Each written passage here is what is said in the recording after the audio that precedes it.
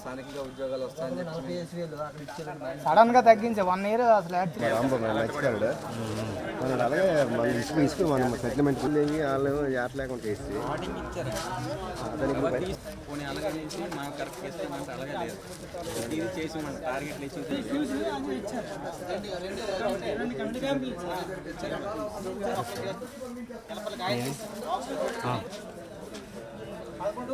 ID లాగా అవట్లేదు ఏంటంటే సాయంత్రం 10 అవ్వలేదా 12 అవ్వలేదా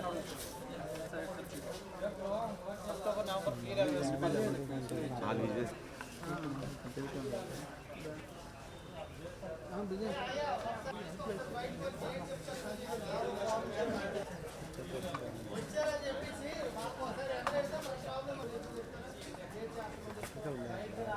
నీలో కనుకుంటున్నా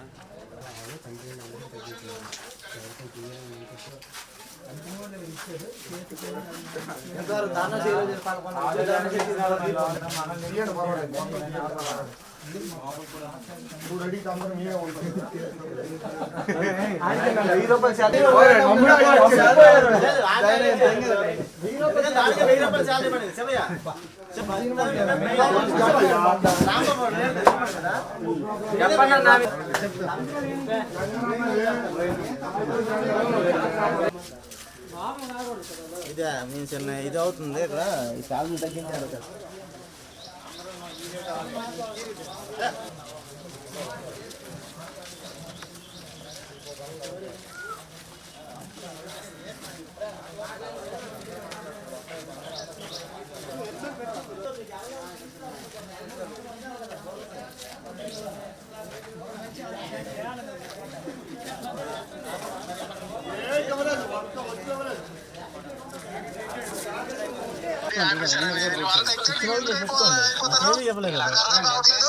శ్రీకాకుళం ఇంజనీర్ అండి డోలా పోలినాడు పేరు 11 దాకా మాకు లాగిన్ ఇవ్వలేదు.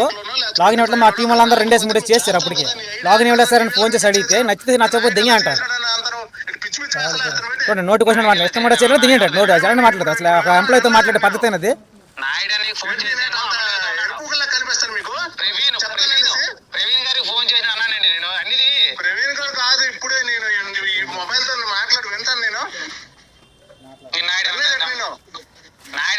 చేసి చెప్పానండి అతనికి. నేను 90% ఎవరికైనా హెల్ప్ చేయాలని చూస్తాను. ఎవరికైతే ఇచ్చేయాలి మ్యాక్సిమం నీకు ప్రాబ్లం అయిందని చెప్పు. అంతేగాని వాళ్ళు 4 కోట్లు 5 కోట్లు వీళ్ళకైతే ఎవరైనా ఫోన్ చేసిన బాబు మా ఐడిలో నాకు రాలేదు అని చెప్పు. ఎవరు నీకు ఏమైనా అంటారు. కానీ మీ ఇష్టసరంగా ఆఫీస్ ఓనర్ సార్లు మేము ఆపేయడానికి ఇక్కడ కూర్చొని మీరు మాకు జీతాలు ఇస్తాను. కరెక్ట్ కాదు. ఎవరు తిడతాడు? నీ దీని మీద రాకపోతే నువ్వు చెప్పు. నీకు ఎవరు తిడతాడు? చెప్పలేదు. మీకు చెప్పలేదు. ఫోన్ చేశాను, మెసేజ్ కూడా పెట్టాను కదా. అందుకే నేను చూస్తాను. మనోడికి కూడా ఫోన్ చేసి నేను రమణ గారితో అప్డేట్ చేస్తాను. మనోడికి రావట్లేదట 28 లేకపోతే 26 రావట్లేదు మన మాధవ్కి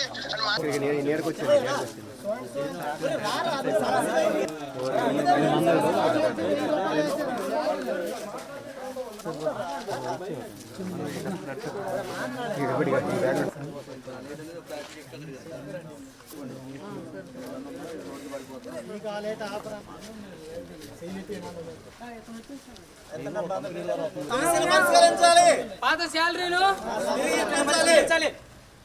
శాలరీలు తిరిగి ఇవ్వాలి. చెల్లించినంత వరకు చేస్తూనే ఉంటాం.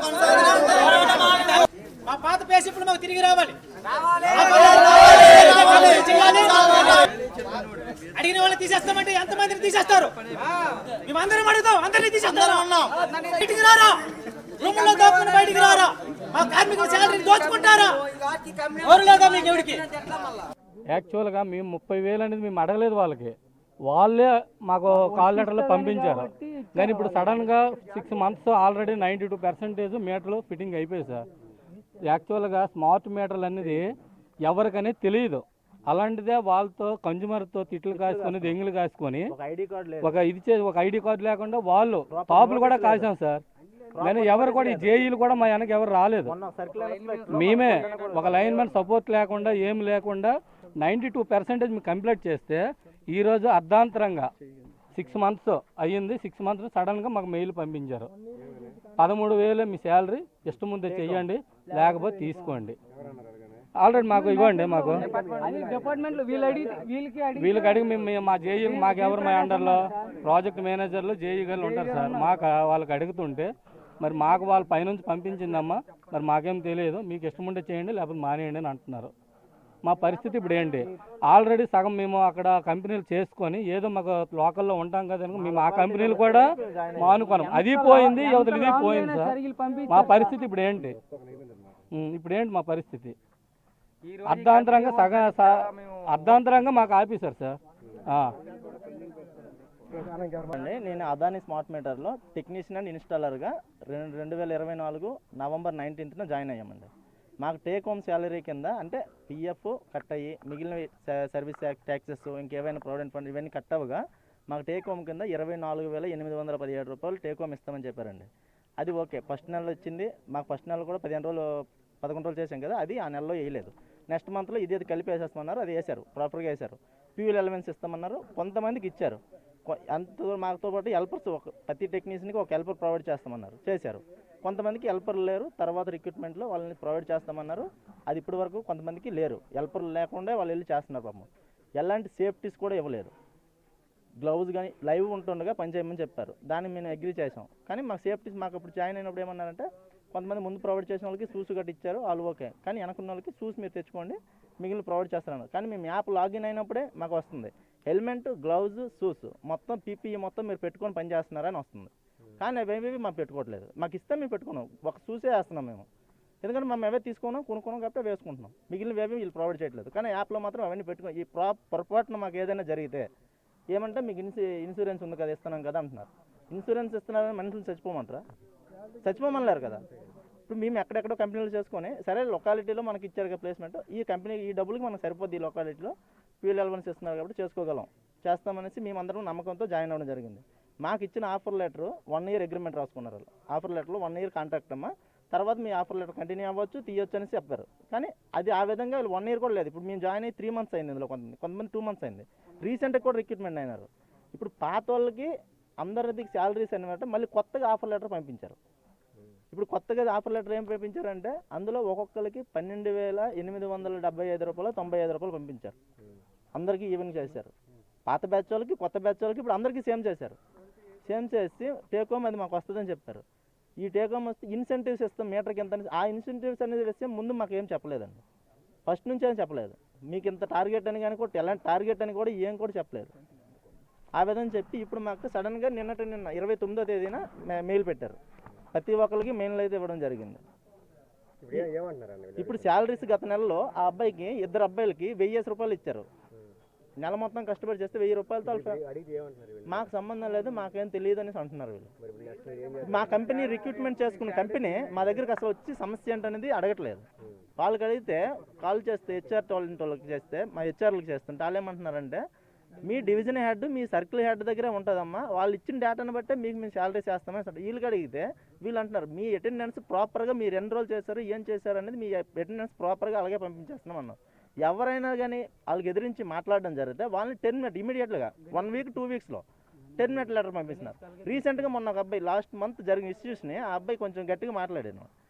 మాట్లాడడం వల్ల అబ్బాయిని ఇప్పుడు 1వ తేదీన నిన్న ఆఫర్ ఇది వచ్చింది టెర్మినేట్ లెటర్.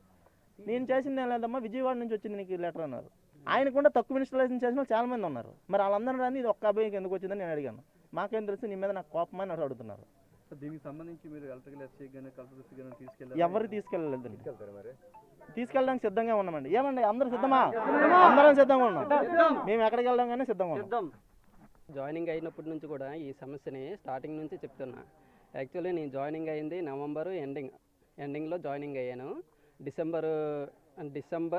డిసెంబర్ కంటిన్యూ అవ్వగా జనవరిలో ఒక శాలరీ పడింది. శాలరీ పడేటప్పుడు కూడా నేను స్టార్టింగ్ అడిగాను, నాకు ఇంత అంటే 31 daysలో నాకు హాఫ్ శాలరీ మాత్రమే పడింది. హాఫ్ శాలరీ పడితే దాని గురించి అడిగితే నేను మెయిల్ చేస్తాను, మెయిల్ చేసిన తర్వాత పడుద్ది, ఇప్పుడు ఎటువంటి ప్రాబ్లం ఏంటి చెయ్యొద్దు అనేసి చెప్పారు. సరే కదా అనేసి చెప్పేసి నేనేం చేశానంటే కంటిన్యూస్గా వర్క్ చేశాను. ఆ మెయిల్ చేసిన తర్వాత కూడా వాళ్ళు మెయిల్ చేసిన హెచ్ఆర్ డిపార్ట్మెంట్కి కూడా వాళ్ళు ఎటువంటి రియాక్ట్ అవ్వట్లేదు అనేసి చెప్తున్నారు. సరే అనేసి కంటిన్యూ చేస్తే జనవరి నెల కూడా కంటిన్యూ చేస్తే జనవరి నెల కూడా అదే రిపీట్ అయ్యింది. మీరు ఏ కంపెనీ చేస్తారు, ఏం చేస్తారు, మీకు ఏం జరిగింది క్లియర్ చెప్పండి.